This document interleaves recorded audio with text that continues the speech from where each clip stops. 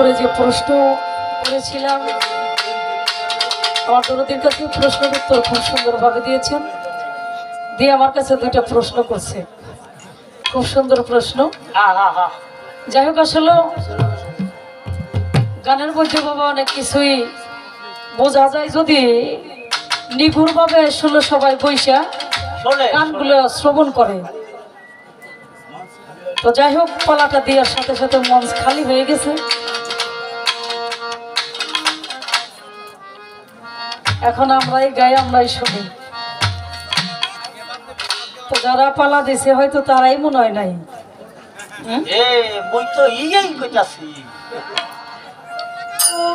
আগে বলছে কথা কম বলবা, ছোট করে মঞ্চ করবা।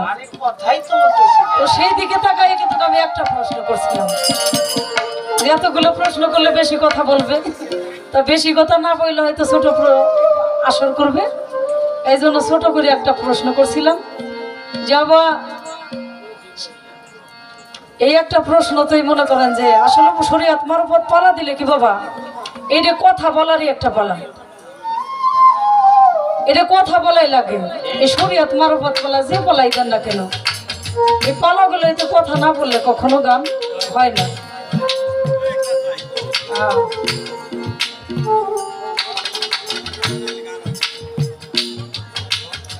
তো যেখানে আসলে আগে শরীয়ত মারফত পালা দিত বাবা, এই পালার মধ্যে আমরা টাঙ্গাইল ডিস্ট্রিক্টে অনেক জায়গায় গান করে থাকি। দরদি এই আমাদের এই ফরিদপুরের মধ্যে হালিম সাহেবের নাম ঢাকার জেলায় এমন কোনো বয়াতি মুখ দিয়ে না বের হয় যে না ফরিদপুর গান হয়। ফরিদপুর গেলে পরে মানুষ গান শোনে। আমরাও বলে থাকি, আমরা ফরিদপুরে মেয়ে হয়ে থাকি, তারপর আমরা বলে থাকি যে ঢাকা যেখানে গান হয় সেখানে আমরা বলি যে ফরিদপুরের গানের জন্মই, ফরিদপুর গান খায়, গানকে জন্ম দেয়। আসলে যে শরীয়ত মারফত পালা আগে বলছিলাম, পালাটা দিছে,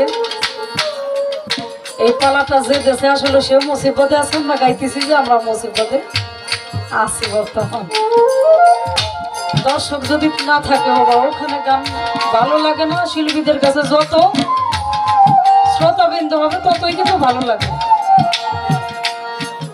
তো যাই হোক, আমি দুইটা গান করি, যদি পারি সেইভাবে কিছু কথা বলার চেষ্টা করব। আগে আমি একটি গান করি।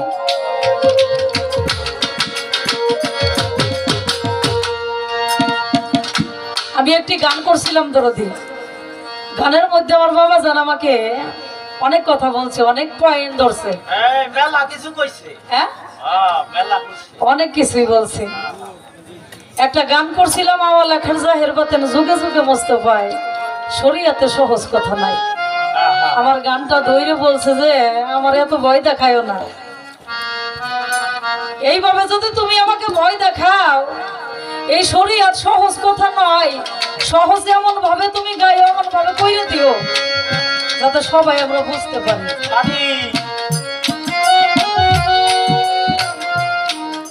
বাবারে, সবাই যে বুঝতে পারি, বুঝতে পাবেন কালে বুঝার মতো মামাই যে মঞ্চের মধ্যে বসে বসে বুঝি।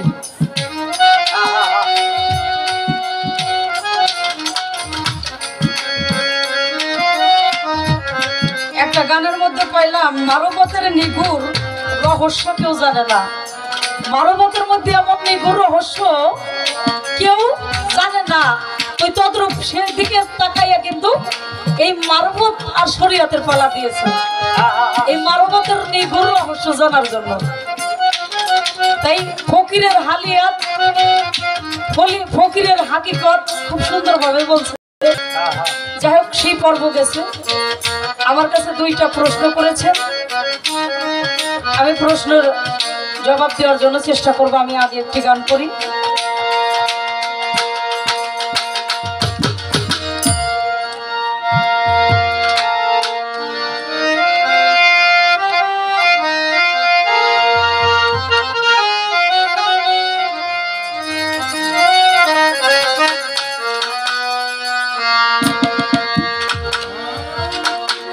শরিয়া শরিয়াত আসল পুঁজি মনে রে আজি কেন বোঝো না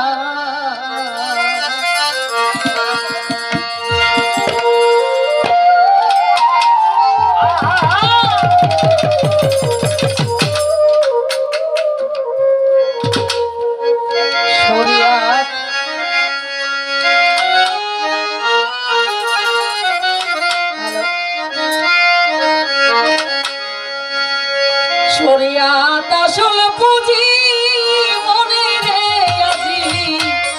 আজি কেন বোঝো না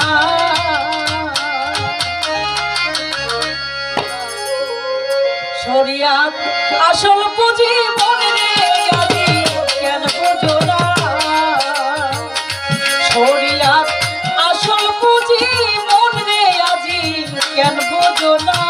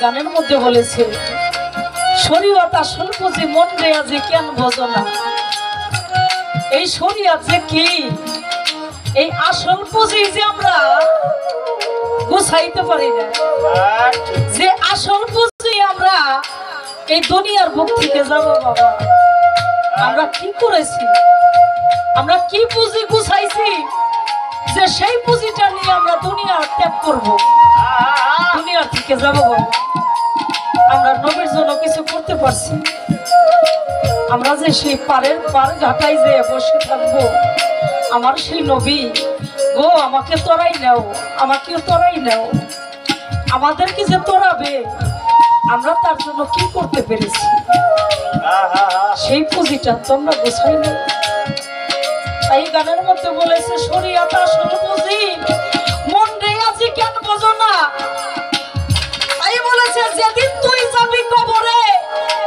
পড়বি সেদিন বিষম ফেরে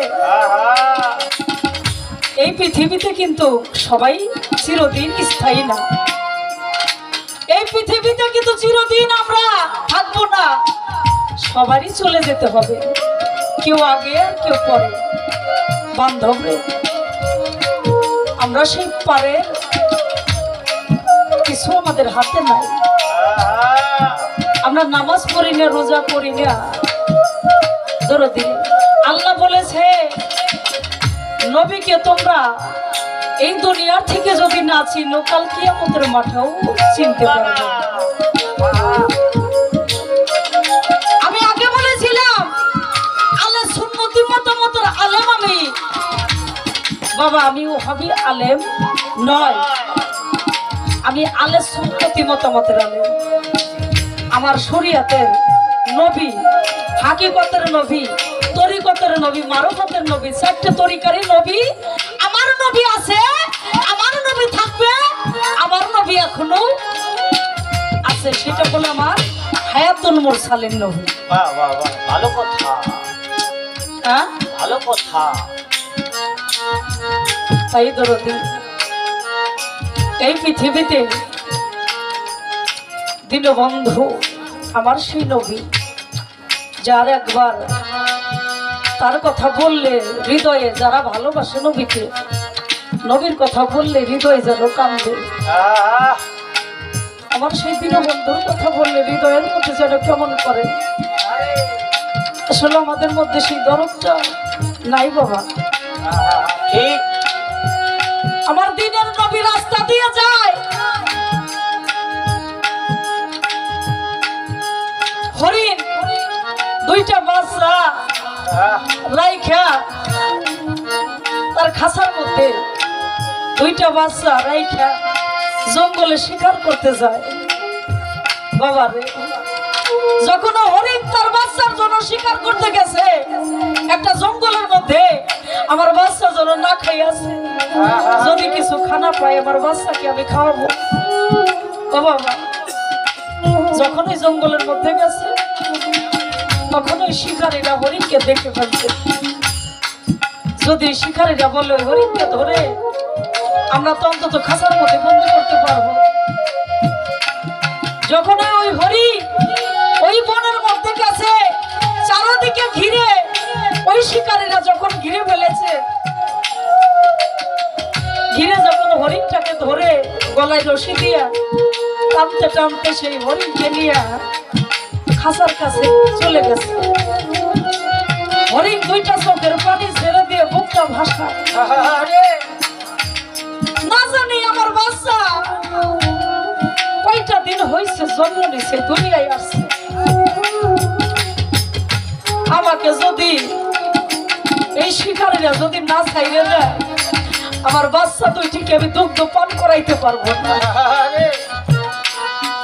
আর যদি আমি দুগ্ধ না পান করাই তাহলে আমার বাচ্চা দুইটা বাঁচবে না।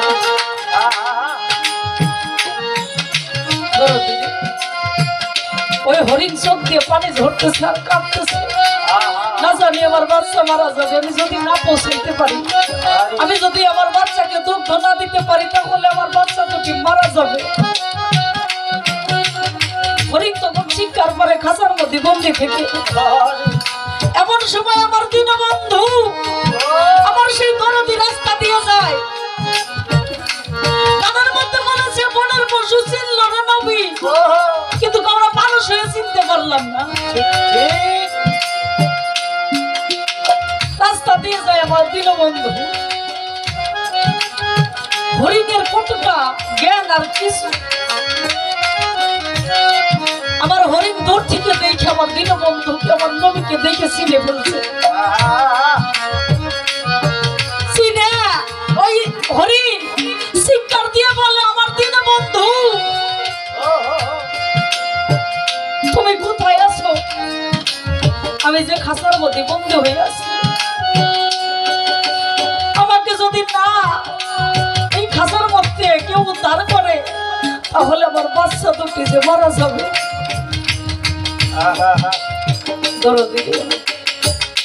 ওই দীনবন্ধু ওই হরিণের কথা ওই ডাক্তার কর্মে চলে গেছে, যখন কানে পৌঁছাই গেছে আমার দিনের দরদি দেখে ওই খাঁচার মধ্যে বন্দি হয়ে আছে একটা হরিণ, চোখ দিয়ে পানি ঝরে, বুক ভাসায় কাঁদে। ওই কান্না দেখে আমার দীনবন্ধু বলে হরিণ রে তুই এখানে কিসের জন্য কাঁদোস? আর আমি যে দীনবন্ধু, আমি সেই নবী, আমি আখিরাতের নবী, আমাকে তুই চিনলি কিভাবে? তোমার হরিণ চোখ দিয়ে পানি ঝরাই ডাক দিয়ে বললো ও দরদি তুমি আমার দীনবন্ধু, আমি তোমাকে চিনতে কোনো ভুল করি নাই, আমি তোমাকে চিনতে কোনো ভুল করি নাই, আমার ভিতরে সেই জ্ঞান দুঃখটা আছে। তুমি সেই আমার দরদ, তুমি সেই আমার আখিরাতের নবী, তুমি সেই আমার পারের কর্ণধার, তুমি সেই আমার পারের কান্নারি। আমার হরি যখন চোখ দিয়ে পানি ঝরে কাঁদে, আমার দীনবন্ধু বলে, হরি তুই কাঁদস কিসের জন্য? বলে যে আমি দুইটা বাচ্চা ঘরের মধ্যে রাইখা কিছু আহার নিতে আসছিলাম বনের মধ্যে। যখন আমি বনের মধ্যে ঢুকে পড়েছি, শিকারীরা আমাকে দেখতে পেয়েছে, আর আমাকে দেখে শিকারীরা আমাকে ধরে নিয়ে চলে আসছে। ও বাজার, আমাকে যদি না ছাড়ে আমার দুইটা বাচ্চা মারা যাবে। আমার দীনবন্ধু হরিণকে বলে, হরিণ রে, আমি এই খাঁচার মধ্যে বন্দি থাইকা তোকে মুক্তি দিয়ে দিলাম, তবে তোকে মুক্তি দিয়ে দিলাম 2 ঘন্টার মধ্যে তুই যদি এই খাঁচার কাছে না আসো, তাহলে যে আমাকে শিকারীরা জবাই করবে। এই 2 ঘন্টার সময় দিলাম, তুই এই খাঁচার কাছে আবার চলে আসবি। বাবা রে, বনের পশুরা কেউ বিশ্বাস করে? নিজের জানের কোনো তোয়াক্কা না করে বনের পশুকে বিশ্বাস কইরা 2 ঘন্টার জন্য ছেড়ে দিয়েছে। হরিণ 2 ঘন্টা পাইয়া আমার দীনবন্ধু খাঁচার মধ্যে বন্দী হয়ে আছে। ওই জামিনদার 2 ঘন্টার মধ্যে ফিরে আসবে। হরিণ দৌড়াইতে দৌড়াইতে চলে গেছে বাচ্চা দুটির কাছে। আমার দিনের দরদি খাঁচার মধ্যে বন্ধ হয়ে আছে, এত তাড়াতাড়ি করে দৌড়াইছে। দৌড়াইতে দৌড়াইতে যখন হরিণ ঘেমে গেছে, যায় 2টা বাচ্চাকে বলে, বাচ্চা রে, তোরা তোমার সন্তান, এই শেষবারের মতো আমার দুগ্ধ পান করে নে। 2টা ঘন্টা পরে আর তোরা আমার মুখ দেখতে পাবি না। ওই বাচ্চা 2টা ওর মায়ের মুখের দিকে তাকাই আছে। আমার মার চোখ দিয়ে কেন পানি ঝরে? আর 2টা ঘন্টার মধ্যে চলে যেতে হবে কিসের জন্য? ও মা, তোমার দুগ্ধ আমরা পান করব না, তোমার দুগ্ধ আমরা পান করব না। তবে কিসের জন্য 2 ঘন্টার মধ্যে তোমাকে পৌঁছাইতে হবে? সত্য কথাটা বলো তো। হরিণ চোখ দিয়ে পানি ছেড়ে বলে, বাবা রে, তোরা তোমার সন্তান, আমার দুগ্ধ তাড়াতাড়ি তোরা পান করে আমাকে বিদায় দে। এই শেষ বেলার মতো আর কখনোই তোরা আমাকে দেখতে পাবি না। আমার যে কর্ণধর, আমার আখিরাতের কান্ডারি, আখিরাতের বন্ধু, আমার সেই বন্ধু যে আমাকে 2 ঘন্টার মধ্যে যদি আমি খাঁচার কাছে না যাই পৌঁছাই, তাহলে যে আমার সেই দীনবন্ধুকে শিকারীরা জবাই করবে। ওখানে আমাকে পৌঁছাইতেই হবে। দয়া করে তোরা আমার দুগ্ধ পান করে আমার সেই দীনবন্ধুর কথা স্মরণ করে। ওই 2টা বাচ্চা বলে, ও মা, আমরা তোমার দুগ্ধ পান করবো না যত পর্যন্ত সেই দিনের দরদিকে চোখ দিয়ে না দেখতে পাবো, তত পর্যন্ত ওই দুগ্ধ পান করবো না। ওই মাই দৌড়ায় পিছন পিছন, ওই 2টা বাচ্চা দৌড়ায় আমার দীনবন্ধুকে দেখার জন্য। এমন কোন ব্যক্তি, এমন কে যে তোমরা মানুষ হয়ে তোমাকে 2 ঘন্টার জন্য ছেড়ে দিল? তুমি একটা বনের পশু, তোমাকে বিশ্বাস করলো, আজকে তাকে না দেখে তোমার দুগ্ধ আমরা পান করবো না। ওই বাচ্চা 2টা ওই মায়ের সাথে সাথে দৌড়ায়। শিকারীরা আমার দীনবন্ধুকে নিয়ে জবাই করার জন্য নিয়ে গেছে। যখন জবাই করার জন্য নিয়ে গেছে, ওই হরিণ দৌড়াইতে দৌড়াইতে এসে দেখে আমার দীনবন্ধু ঘেমে অন্যরকম হয়ে গেছে চিন্তায়। হরিণ আছে এসে বলে, ভক্তি দিয়ে পড়ে গেছে আমার দিনের দরদের কাছে, আমি চলে আসছি, আর আমার দীনবন্ধুকে আপনারা জবাই করবেন না। আগে কিছু বললেন না, আমি তো চলে আসছি, আমার সাথে সাথে 2টা বাচ্চাও আসছে। আমাদেরকে বাইন্ধে আমার দীনবন্ধুকে ছেড়ে দেন। আচ্ছা বাবারা, এই দৃশ্য দেখা যে কাফেরেরা তাকে ধরছিল তার ধ্যানে পড়ে গেছে, হায় রে কি ভুল করছি আমরা। আমরা একই করতে গেছিলাম, একই ভুল করেছি আমরা। আজকে পনের পরশু চিনে আমার দীনবন্ধুকে ডাক দিয়েছে। আজকে আমরা মানুষকে চিনতে পারলাম না। ওই দুইটা বাচ্চা আমার দীনবন্ধুর ঘাম চাটে, কত সুন্দর করে ঘাম চাটে। ওই ঘাম চাটে সেই দিনকে থেকে হরিণের বীরগত নাবি হয়েছে, হরিণ নিজেই জানে না। আমার দীনবন্ধুর সেই ঘাম চাটে আমার সেই দিন দরদি। তার ঘটনা বলতে গেলে বান্ধব রে, হাজারো রাত যদি আমি বলি তাহলেও আমি শেষ করতে পারবো না। তার গুণগান এত, তাই শরীয়ত আসল বুঝি মন রে জ্ঞান বোঝো, সে যে আমার দিনের দরদি।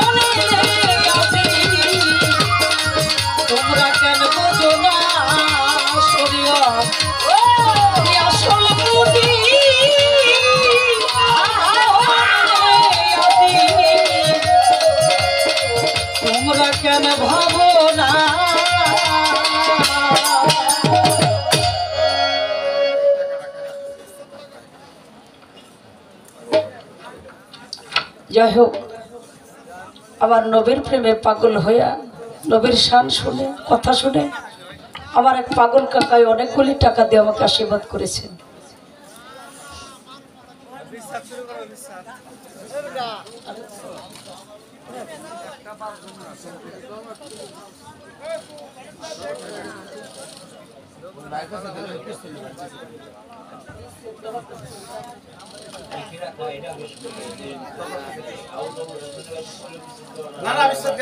আমার এই নবীর সামনে মজগুল হয়ে পাগল হয়ে নবীর প্রেমে গুণগান শুনে আমাকে 200 টাকার মাধ্যমে দেওয়া করেছেন। আমার নবী আমার দীনবন্ধু যেন রাস্তার আশা পূরণ করেন। ধন্যবাদ।